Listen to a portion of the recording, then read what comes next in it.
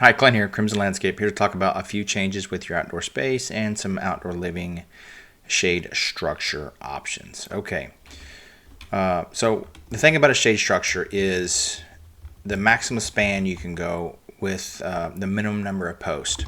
Example, this has 4 posts. The maximum span, if you look at from the outside beam to the outside of the beam here, this is the beam right here, the maximum we generally want to go is 22 to 23 feet. Then we put the post underneath it. We use 8-inch cedar post. They're real thick and dense, and plus a 4-inch by 12-inch beam. This absolutely can handle the low capacity. It changes a little bit when you put a heavier roof on it, but still this is pretty close. This is a standard pergola. We can add something on top of it called polygal. Polygal, I like to refer to it as a synthetic glass. It's a glass that still lets in around 50% of the natural light that makes it through the shade structure.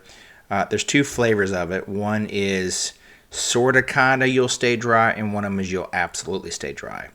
The one that's sort of kind of stay dry, it's just is to stay dry on basically a metal roof or a synthetic glass roof. It has to have, the joints have to be elevated, the seams have to be elevated. In this particular case, is the flat roof is not seams are not elevated, which I'll show you that in a second. Option number 2 is we can go with something like this, which is what I have. It's kind of a shed style roof.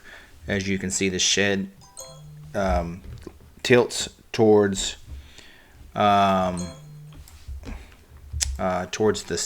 pool, so you can see how it tilts up. It's got a slight. It's got a 112 pitch on it.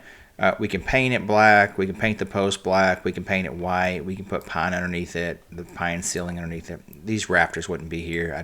That's part of the pergola. Then the roof itself, we can use, it's called roll roofing. It's old school. It's a composite material, but because it's rolled on and it's heated to be sealed, it's like a commercial roof, essentially. Same life expectancy of a regular shingle roof like you have. The difference is a regular shingle roof typically requires around a 612 pitch, where roll roofing only requires a 112 pitch. If you want to get real fancy, we can do like a metal roof, elevated seam metal roof. Don't think you really need it, which requires typically a 212 pitch. Option number 3 is we can go with something like this, which is a traditional style roof. It wouldn't look like this, just want to let you see the space.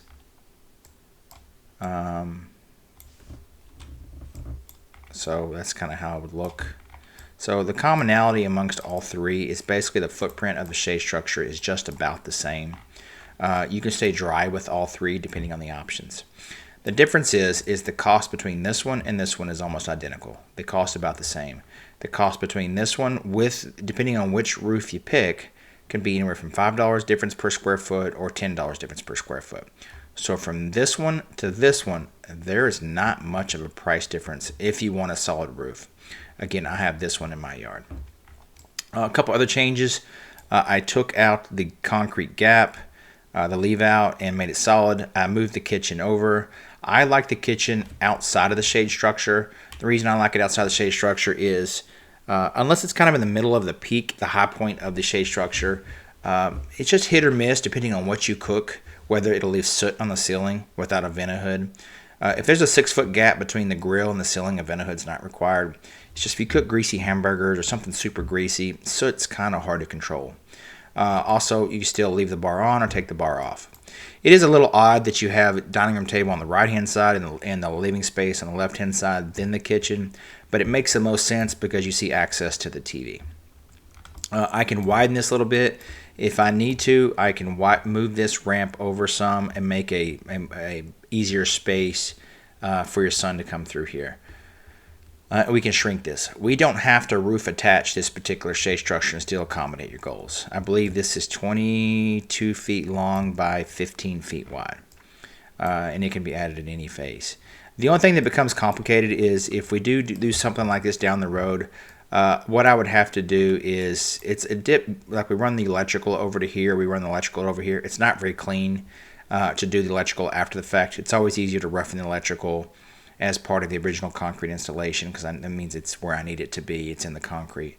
But if you're not going to do the kitchen now or you're not doing the shade structure now, do you really want the electrical conduit sticking out of the concrete? You could put a pot in front of it or something to hide it, but that's just a decision you would have to make. Then over here, I just made this a simple lounge area. Thought about putting the kitchen over here, the cooking area over here, but would I want to look out my beautiful windows you have here and see a kitchen? I don't know. I'm iffy on that. Other option here is we can make this a landscape bed. I kind of like it as a lounge area, a lounger area, but definitely a call you'd have to make.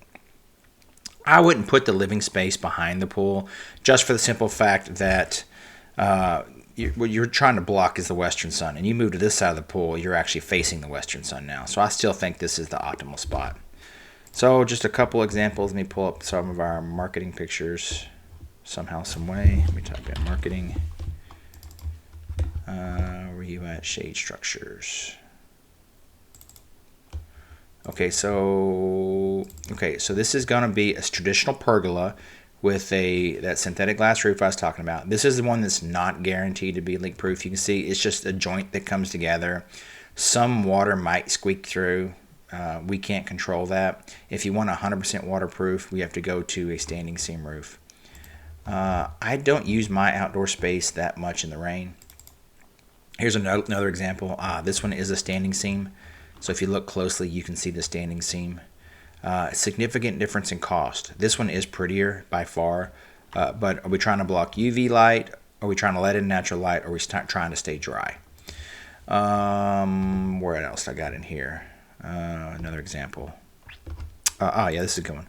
So this is going to be similar to the one I just showed you, where it's the last one I showed you, where it's a pergola, kind of longer. A patio cover with a shingle roof. This is more of a traditional outdoor structure that's real common, really pretty. This one actually has a louvered privacy wall. This is similar to the one I have.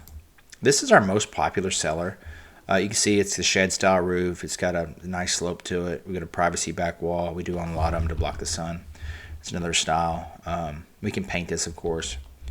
Kind of go through these. Yeah. Lights. Let me skip through some of these real fast. I know I'm taking a lot of your time. That's a good angle. So that's a traditional style. We certainly could do more traditional. So there it looks like painted. A lot of traditionals, don't we?